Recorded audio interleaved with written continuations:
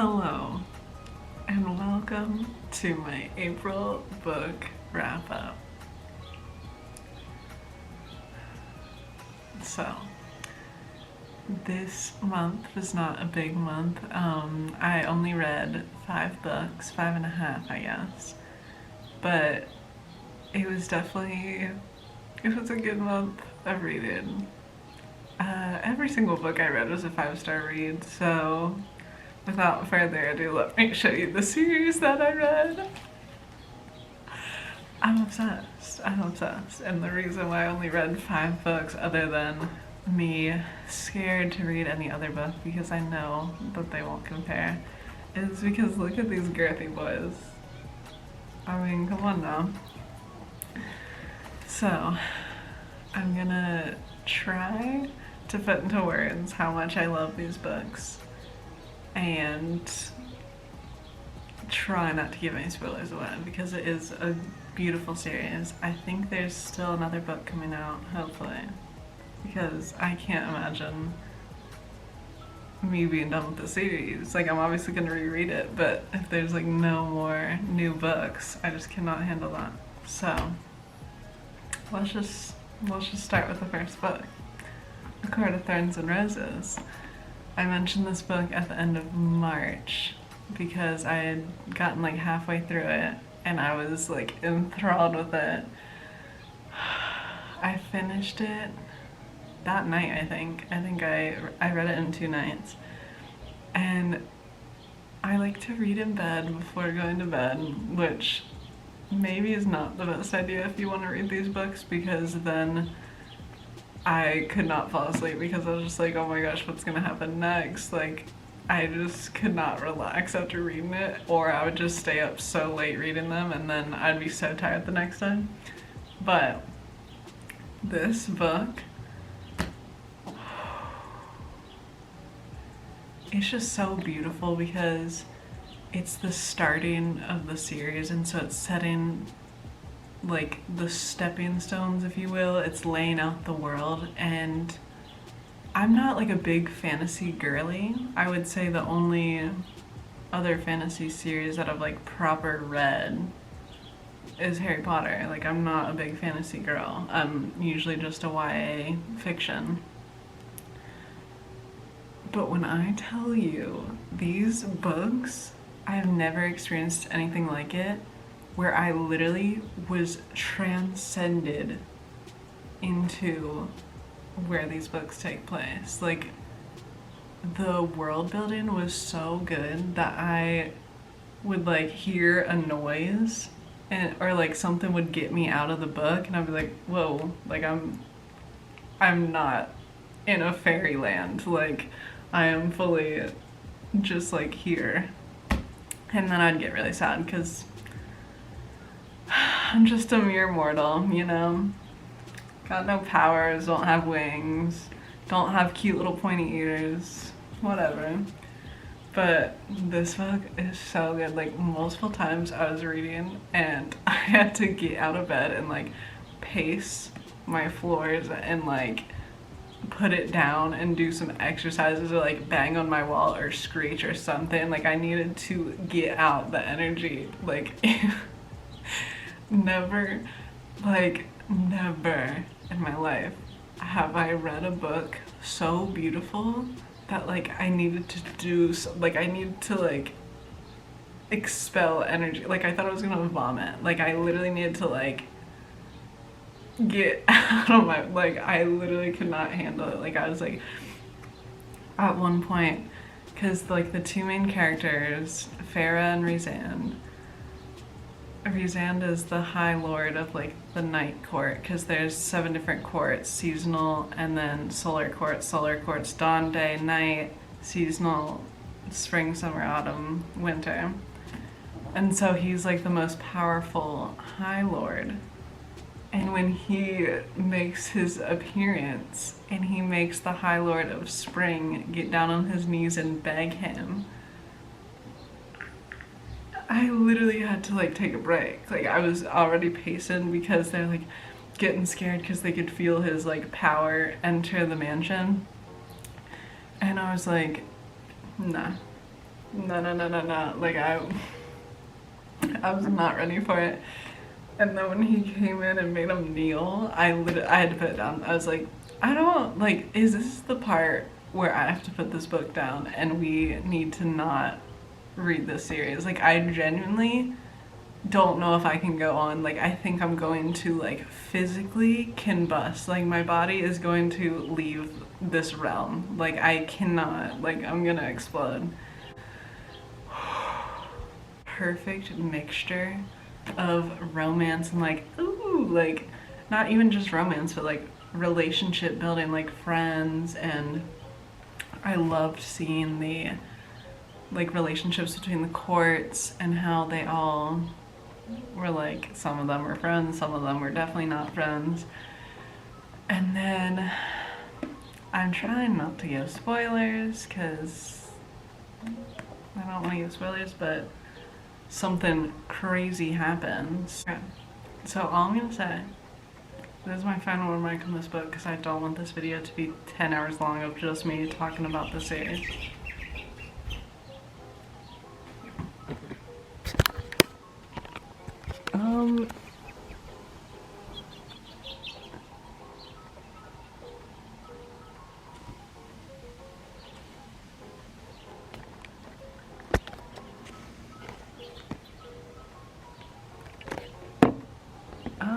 There were just birds hanging off of my window. I'm on the top floor. Anyhow. That was so bizarre. I really don't want to spend too much time on these books because there's like not much to say without spoiling them, but Court of Mist and Fury is the second one. This one was my favorite one just because it was just beautiful. It was absolutely beautiful. We're introduced to the Night Court more in this, and we're introduced to the inner circle, Rizan's inner circle, and absolutely love them. Oh my gosh. My favorite chapter in this whole book is chapter 16 because that's when she's taken up to the House of Wind, which is one of Rizan's houses. He has a few. They go up to the house and she's introduced to all his bubbies, and instantly they're just so I don't even know how to describe it. They're just so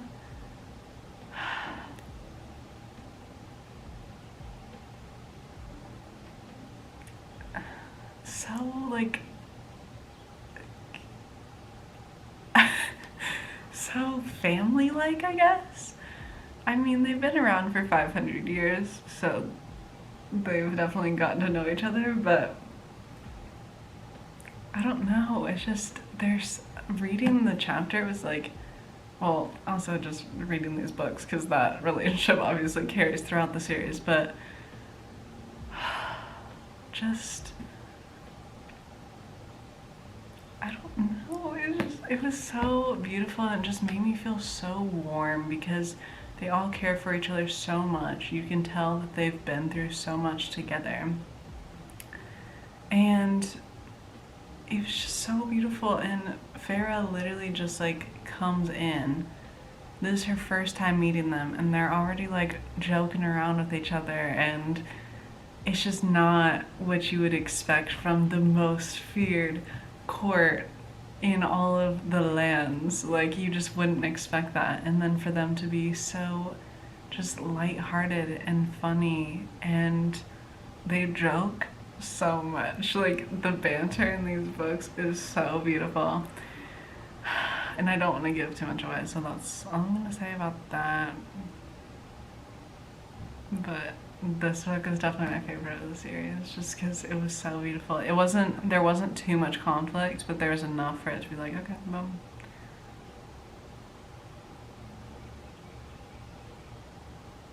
And also, something that I really appreciated just throughout the series was these women in these books, they're so strong and independent and not annoying at all, which is what I found a lot when there's like, just like literally anytime there's a woman in a book, it's always, if it's like a romance genre, which I guess these books there's romance in them, but it's also fantasy, there's also a plot, it's not just romance. But none of them were annoying. Like, they were all so independent, they could take care of themselves. Like, it was never, oh my god, I need this man to come save me, which I love so much because it's just so great. I love that. They're all so powerful. Even the ones that don't have power are so strong and sure of themselves. And it was just beautiful to read all these strong women and strong men. So it's just like, boom, like, instead of, oh, damsel in distress, I need to be saved, it's like, boom, we're just like a power unit right now. Anyhow, then the third book, Court of Wings and Ruin. This one is like, well, first of all, they're all like called, because they're kind of like long titles, they're called by their acronyms. I think that's what it's called when it's the initials, maybe. ACOTAR, ACOMAF, ACOWAR, war, because it's just war in this book. This book, out of all the others, was literally like, these girlies could not sit down without immediately being thrown into another conflict. Like, they would solve one thing and then they'd be like, whew, let's have a nice glass of wine, let's wind down, and then thrown back in. And it was so just like back to back to back, like constantly going, which was really nice because the first two were kind of like settling in with a little conflict, but also focusing on like the relationships between people and just, you know, like setting the stages. And then this one is like, dog, you are a warrior, you need to fight for your life and the lives of everybody else. So this one was really good. And this one, you see the relationships between Farah and her sisters a lot more as they're introduced to her world. And yeah, I really like this one. I liked all of them, but. And then A Court of Frost and Starlight. This is just like a little baby one. I don't even think this is, I don't know if this is technically in the series or not. Like, I know it's in the series, but I don't know if it's like considered book 4. I think it is, but it's literally, what is it, like 200 pages compared to the other girlies. I was like, okay, I literally read this in a day. But this one is mainly focused on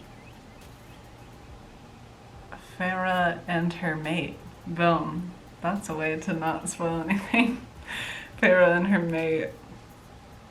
And yeah, it's just focusing on, because they have a big celebration for winter solstice every year, which is the 21st of December, the day before my birthday. And it's actually Farah's birthday, so they have like a little celebration. So this book is just leading up. It's just like, it's just a nice book to read because it's just them preparing for winter solstice, and it's just Christmas vibes. You see their little, the presents that they get for each other. It's really cute. I really like it. Yeah, it's just like a cozy little number, but super easy read.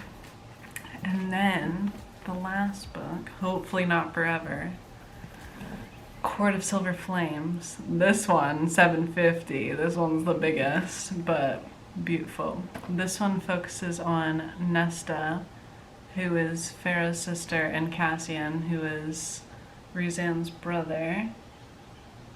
Not by blood, but when you live 500 years with someone, might as well.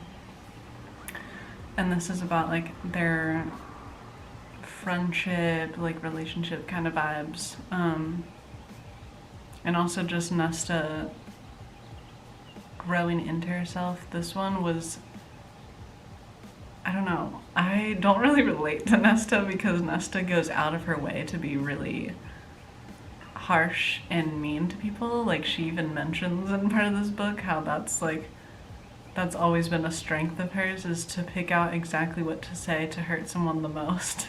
And I don't do that. I can see some similarities in Nesta, just because if I am not interested in a person, then I won't talk to them. I don't like just small talk. I really hate that a lot. So that could come across as being rude. Sorry, but just the way I am. But this book was really... You can't beat me up for saying this, but it was spiritual, I would say, a little bit. Like, I know this is fantasy, but I did relate to it.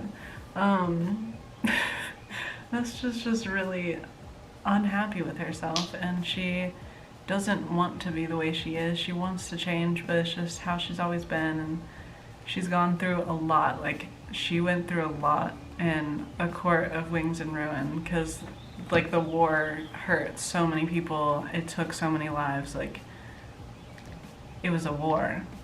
So naturally you're gonna deal with losses, both physical and emotional, and you're gonna deal with the traumas of that. And because of who she is, it's harder for her to express those emotions.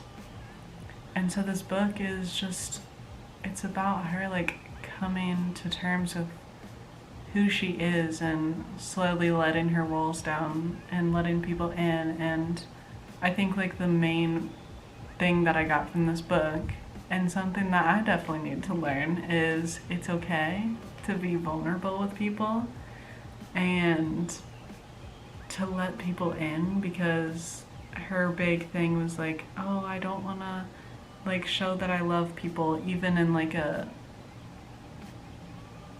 even with her sisters, like in a familial way, or with relationships, or with friendships, like anything. She didn't want to show that she loved anybody because she's worried that would be taken away from her or used against her. And so she just pushed everybody away. She isolated herself. She was drinking every night. She was sleeping around with everybody, and it was just her way of coping, but also pushing everybody away so nobody would care about her and she could slowly fall into the background. And so this book is just like her coming to terms with that and being like, you know what, I want to deal with the bad stuff, because the bad stuff leads to good stuff, and bad days have to happen for good days to happen. And if I don't love people, then I'm just gonna sit here and like rot forever. And so she just like comes to terms with learning to love people and learning to be vulnerable and let her walls down, because if she's not, then yeah, it makes you stronger to be vulnerable than it does to be closed off. I tried to be like philosophical there, and I just didn't know where I was going with that when I started it. So if you like slow burns, they don't kiss until page 200, and they don't admit that they love each other. Well, she doesn't admit she loves him. Hold on. I highlighted it because I was like, wow, finally.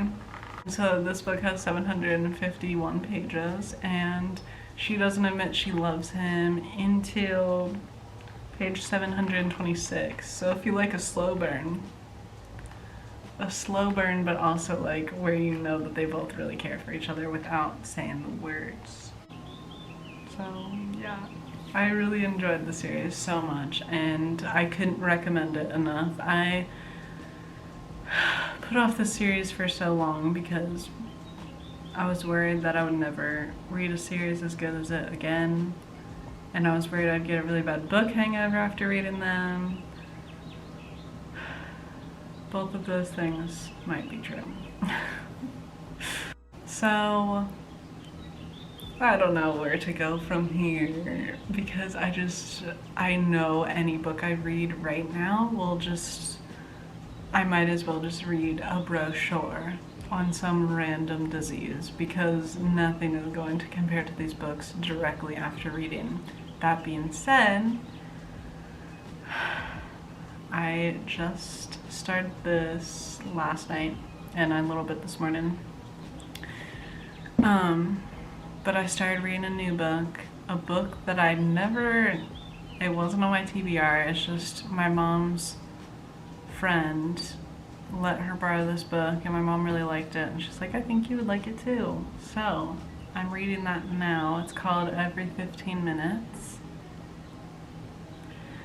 I'm like 200, oh my gosh, my battery's flashing, I gotta hurry. I'm like 200 pages in, like a third of the way done. I really like it so far. My battery's flashing. Wow, now I know how people feel in game shows when the time's running out and everybody at home's like screaming for them to finish and they're like, I don't know. Yeah, I get it.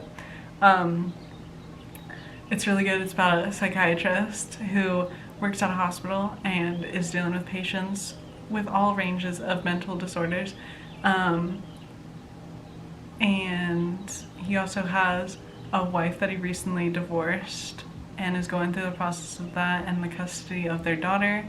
And it's really interesting so far because it's a nice division of like the home life and dealing with his own daughter's anxiety, which hasn't been diagnosed yet, but he's a psychiatrist, he sees the signs of it, and he also had really bad anxiety growing up, so I mean it is hereditary. And so it's I like it so far because I like it is kind of like The Boy Who Was Raised as a Dog. Sorry, I'm talking so fast because I really want to finish this before the battery runs out. What was I saying? It's similar to The Boy Who Was Raised as a Dog, which I mentioned in my last book video, I think. And I really like that. I really liked that book. And I like how it's a nice mixture between his like personal life and then also it doesn't hold back from going into the cases and patients that I used to deal with every day.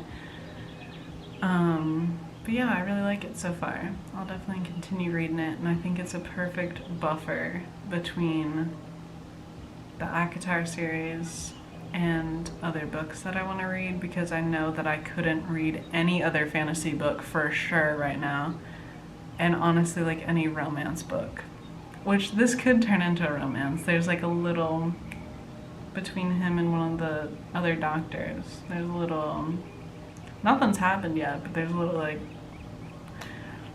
that you wouldn't notice if you aren't a romance reader, but I am, so I pick up on that little stuff. So that could happen, but yeah, I definitely can't do any fantasy for the next at least month or two, because that series is beautiful. So, and I might have convinced my best friend to start it. We'll see. It's really hard to describe the books to a non-fantasy reader, like, oh, it's about fairies and they have wings and pointy ears, and it's like, ooh. But yeah, so I'm gonna start the month with this book and we'll see what I get into next, because it's dull. It's a dull life reading out here after that series, but I don't regret it. I don't regret it. I'm so happy that I read that series finally. Sarah J. Maas, I know you're kind of canceled, but if this gets to you, you better write a book about Azrael, and it better come out soon. Toodles!